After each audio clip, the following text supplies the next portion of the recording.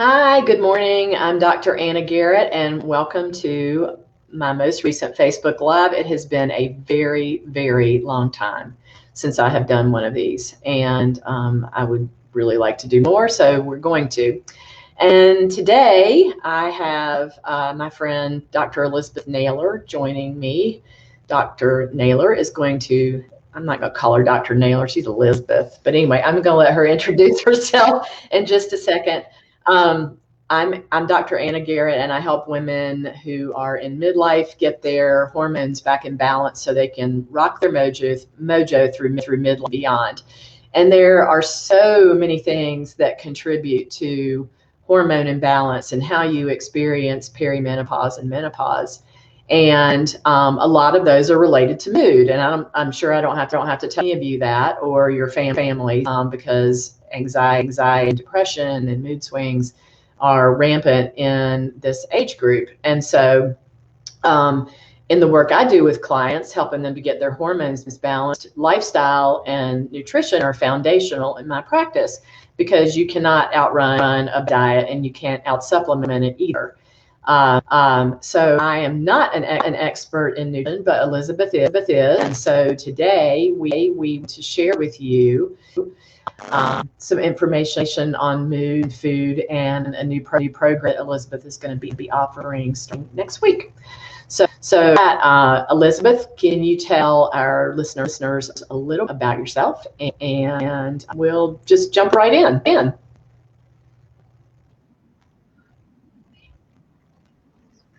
Oops.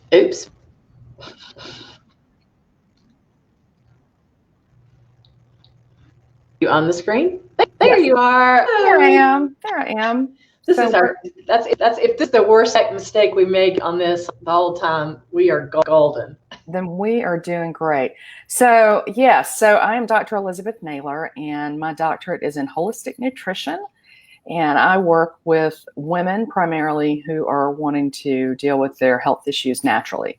And my real passion here in the last few years has been focused on mood and how nutrition impacts anxiety, foggy brain, depression, all of these things that we see so often in the female population, really starting early in high school and college, but certainly as we go through menopause as well and experience all those fabulous hormone shifts and all those things that are going on, mood issues can also become part of that. So thank you for having me here. I'm excited to talk about this topic. Well, I'm excited to be here. And can you tell everybody how you decided to focus on food per se? Because when I did a coach training program more than a few years ago, and sort of kind of figure out what our next avenue was in our careers. So you land on nutrition. Well, in my 30s, I guess, let's go back long ago, when I had 3 small children, I found myself very deplete nutritionally. And I didn't really know that at first because, of course, we don't really think about that as at the first place, and this was almost 20 years ago. So we don't really think of nutrition as playing such a critical role in really significant health issues. But I was depressed. I mean, if I went to any doctor, they would have said I was depressed, and I was just exhausted. And what I found going through the process of getting healthier is that what really was going on was I was adrenally fatigued.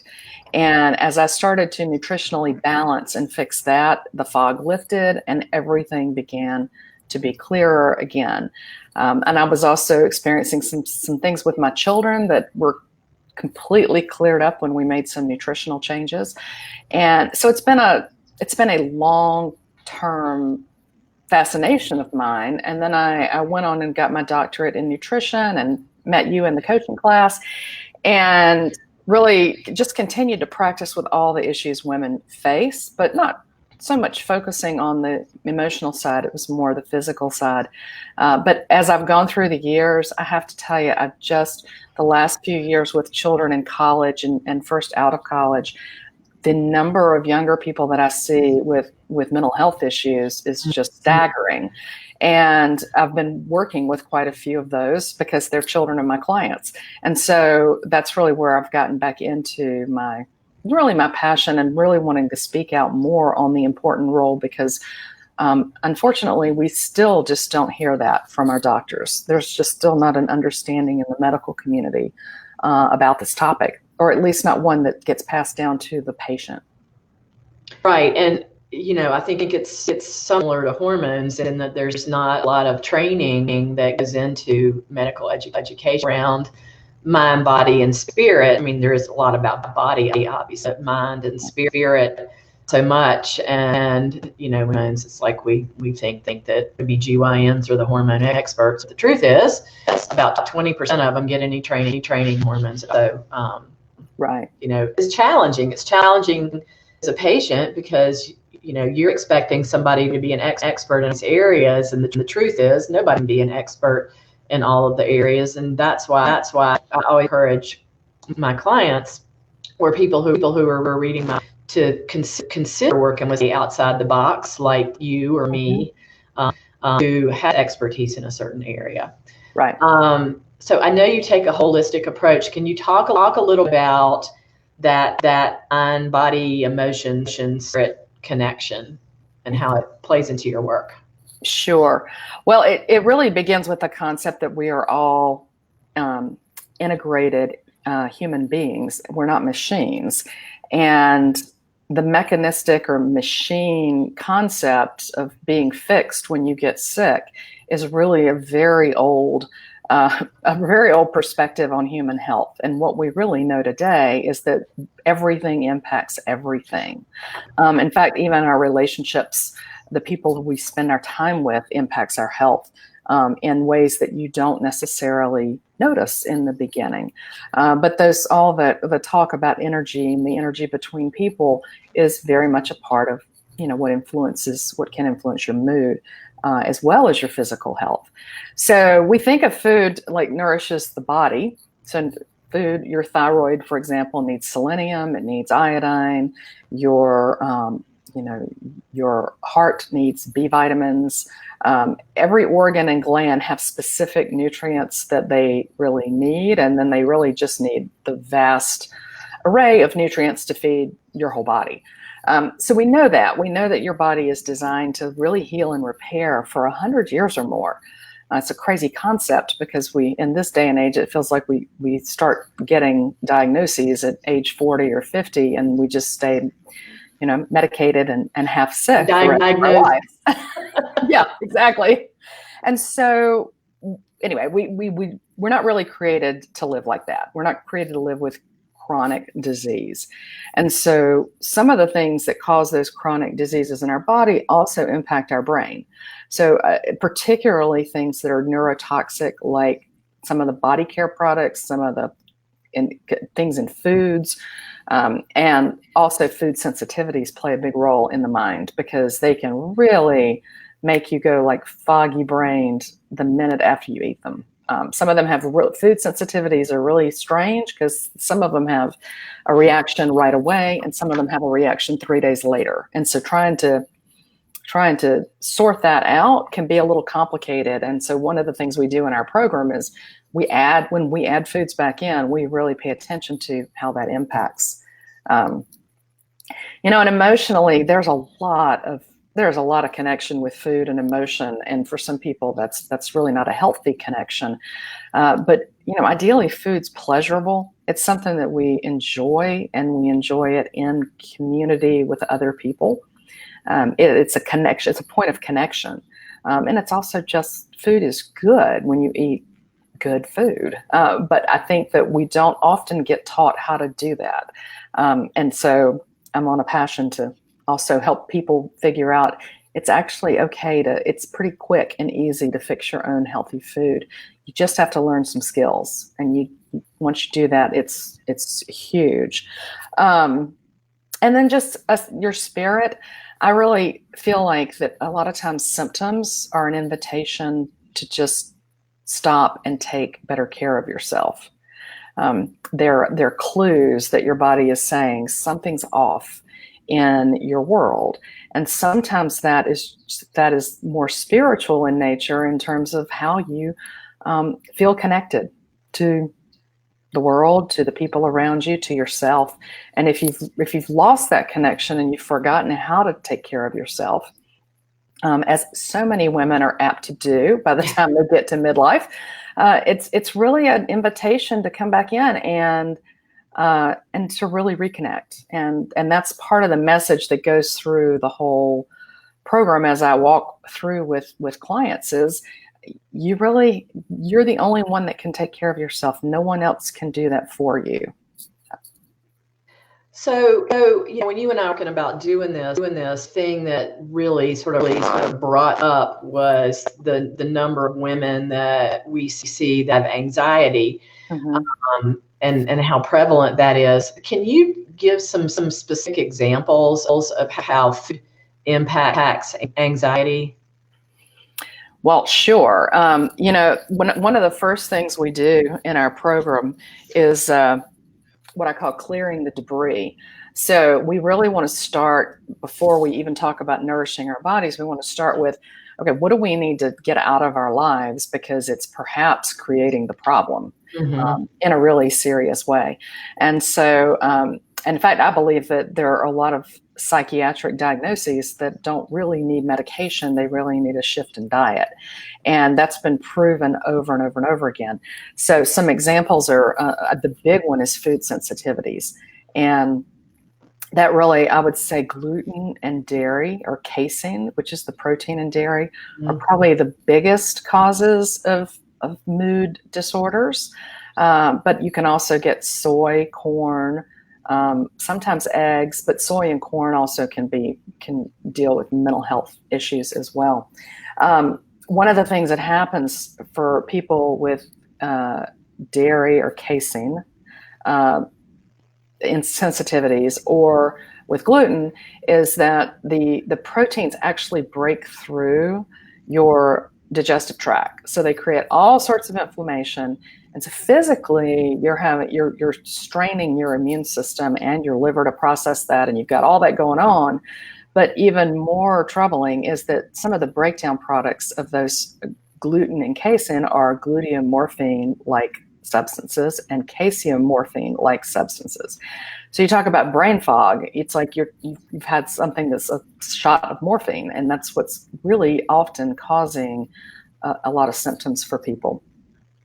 And one of the things I do is I do genetic interpretations, 23andMe data. A not insignificant number of people have an ability to break down glutamic acid, which is found in a lot of grains and some other foods, but mostly grains. And I heard it once described that glutamate is Ajax brain. So it's like in there, scrubbing around on your brain, right, ramping up things and insomnia. So people think it's the gluten, but it's really all of the grains that right, can be in that. Yes, so all of the grains also can be causing it. And I'm actually doing an experiment myself this month where I'm taking out all grains and all legumes to just see if it impacts how my body is feeling. So another thing, blood sugar dysregulation is classic. It can really cause emotional symptoms. So when we eat sugar and refined carbs, our blood sugar will spike, and then it often will fall or crash. And so you've got this constant up and down in blood sugar. I was first introduced to this back long before I ever even knew anything about the work I do now, with a friend in her 20s who had 2 small children. And she was diagnosed as bipolar. And it was very serious. And they ended up discovering that sugar was really her issue. And when she completely took that out of her diet, it really resolved most of her issues. So I was like, whoa, that can't be true. It was a long time ago before I learned all these other things. Neurotoxin exposure is another one in our food, in our home cleaning products. And, there was a season of my life there where I couldn't even walk down the aisle in the grocery store with the laundry detergent and all the other, toxic smelling perfumed products that are there. I still don't enjoy it, but it doesn't give me the same sort of immediate foggy brain that it did at that point. Right. Yeah. Stimulants, caffeine, alcohol, those can totally ramp up anxiety and cause a reaction. And then other things with that I think can look more like depression or like nutritional things, or low vitamin B12, low thyroid function, and the thyroid function that I would say here would still be subclinical. So if you went to the doctor, they would say, the medical doctor would say that your thyroid was fine, but it clearly is not functioning fine when you look at all the panels. And one of the things I find is that doctors don't typically order a full thyroid panel. Right. So it's really hard to know where the issue is. But if you get a full thyroid panel, you can actually support your thyroid and oftentimes fix it nutritionally versus going on a medication. Well, I think one of the things that we don't recognize is if they have estrogen, that can block thyroid receptors and make you functionally hypothyroid, and that your labs are going to look 100% in that situation. And that's, I think, one of the things that's so frustrating for a lot of the people I talk to is, my doctor looks at my labs, everything looks great, but I'm sitting here telling you that I am not okay. Right. And they dismissed, and nobody's any better for all of that. So yeah. I experience the same thing, and I see clients who are on a thyroid medication, and they've been on it for years, but they're still hypothyroid. I mean, their symptoms are hypothyroid, and even when I look at their blood work, to me, they're functionally hypothyroid. Right. Low adrenal function also contributes to this. I was talking about that earlier. I think low adrenal function really looks like depression, and I think hyperadrenal function really looks like anxiety and is anxiety. And so that's why, there are a lot of things that we do to try to get people back in line with adrenal health, but taking care of yourself and really putting that time in for self-care is at the top of that list. Low vitamin D, a ton of people have low vitamin D. Yeah. And that's partially liver function too, because if they can't convert in the liver, then they can't, their vitamin D, it's really hard for it to stay high, but you can supplement with that, and that really helps. And then lots of other things, mold exposure. People can be very sensitive, and depending on where you live in the country, if it's a really moist climate, that can be a big factor.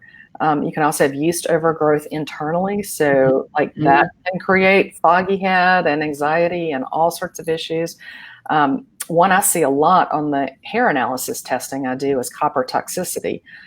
Women in particular tend to hold copper, and it can really create a lot of psychiatric symptoms. And particularly, I think, as we get into menopause and perhaps the gallbladder is not working as well as it used to, it's copper tracks with estrogen in the body, and zinc tracks with progesterone. And so when we actually oftentimes end up functionally, we feel like it's low estrogen, but it's actually perhaps high estrogen, and we're just not recognizing it because it's being hidden in the body. So that's copper toxicity. A lot of women deal with that. So how, other than hair mineral analysis, what other ways you can find out if you have an issue with copper?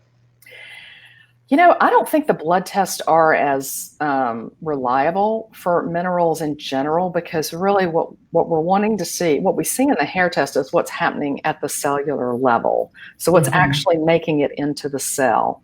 And so to your point earlier, if you can have these minerals circulating in your bloodstream, and the truth is your body does everything it can to protect the levels in your bloodstream, because otherwise you would pass out and die.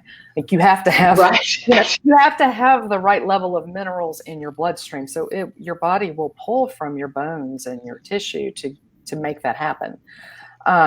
So really, when we're looking at things in the blood, they're not as telling as perhaps what we're seeing at the cellular level. And I think the mineral test is a great. It's great for showing copper and any kind of toxicity, mercury, lead, aluminum, which we see so often. These things are all, they just show up really clearly in a hair test. You mentioned some genetic issues for sure, like methylation could be a huge issue. People are over methylators or under methylators, and there are dietary shifts that you'd want to make for each of those. And finally, this is one you're more of an expert at than me, but medication reactions. I mean, a lot of times people are having symptoms that are psychiatric symptoms that are actually a reaction to the medications that they're taking. Yeah, yeah.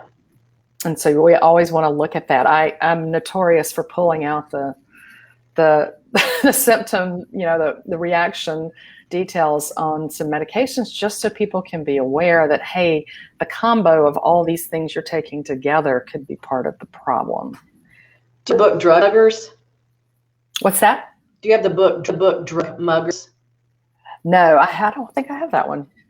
So it's written by a pharmacist, and basically it's all of the medications and the nutrients they deplete. So that is something that I highly recommend and that you have on your that's a good one. Your library, shall we say? So talk a little bit about how your program, how you work with people in the program that you coming up. Okay, so I for the last 15 years almost, have been working with cleansing and hair mineral analysis. And so it's actually what I ended up doing my doctoral research on. So it is a program that's very near and dear to me. I've done this every twice a year for the last 15 years. So basically almost all of my clients start with a 21-day program I call Jumpstart 21. And I've now added the next 30 days to it as a bonus. And so it basically becomes a 51-day program because I found that it's so important to track with people closely as they transition back, and so that they transition well. And even if they choose to just go crazy and add a bunch of stuff back in all at one time, they at least are doing that mindfully and understand that, they're going to have a harder time figuring out what things they might be reacting to. So during that program, some people will go ahead and choose to do testing, and because we can move forward for the next 10 months after those first 2 months. But some people choose to do that, and other people just go through the program and stay a part of the community and come back again in 6 to 12 months. And that's generally how I work with people.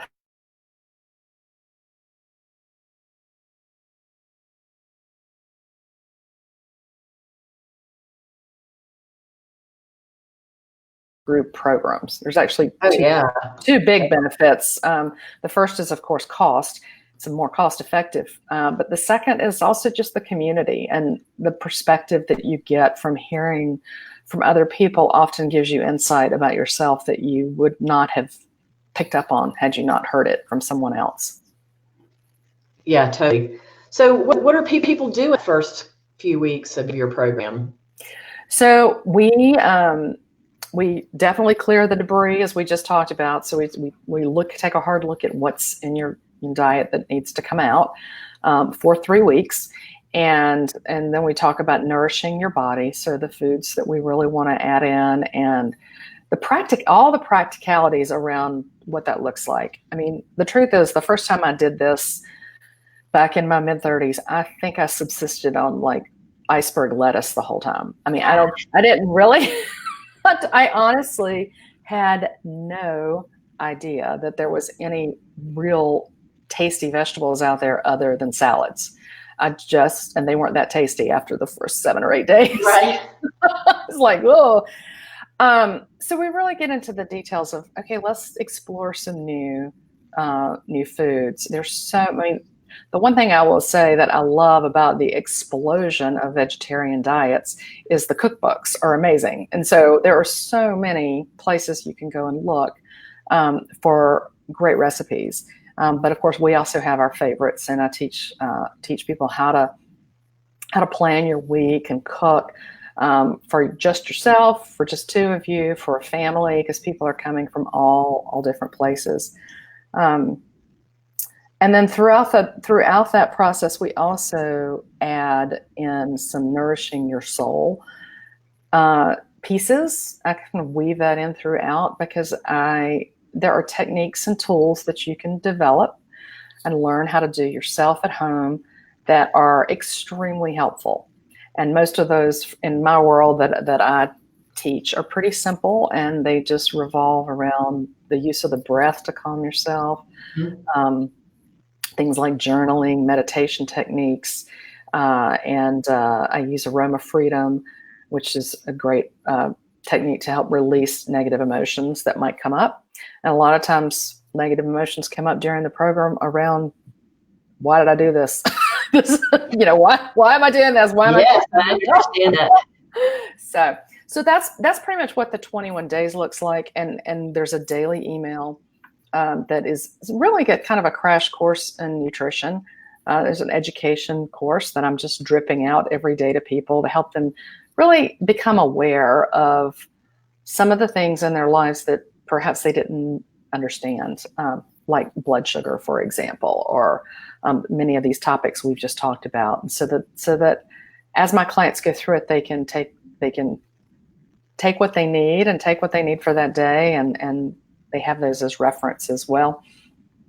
And then at the end of the program, at the end of the 21 days, we definitely then talk once a week, helping people to figure out how they're going to add things back in and how that makes sense for them. And so you do, I think, it's kind of like this, right? Mm-hmm. Yep. We do Zoom, which is kind of like this. Easy. Yeah. So yeah, it's easy. So, and the thing I like about Zoom is you can put your camera on or not, and you can mute yourself or not.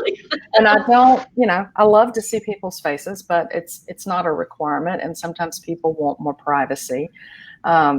And of course, as we move on past the 21 days for those clients that are doing testing, we are covering those tests in the group as well. But you have the opportunity to, you have the opportunity to schedule a private appointment if you'd prefer to do that. What I find though is we all have similar patterns. Like there's only so many patterns you see, and so it does really fit really well in a group format as well. So my focus really, I meant to say this earlier, is clearly I'm not a medical doctor. So I'm not prescribing or working with you to transition off of medications. Although I encourage my clients, if they want to do that, to talk to their doctor about it, because when you're going through a program like this, it's an ideal time to think about along the course of that program or after, if you wanted to transition off of a medication, you often can find that's easier to do depending on the nature of what you're taking. And I also don't really work specifically with hormone balance because I tend to work with people who come to me either don't want to take hormones and medication, so they're looking for what can I do other than that might help, and that we work to reset their body. Or people who want to get off of hormones and they're adamant about getting off of them because they are having problems.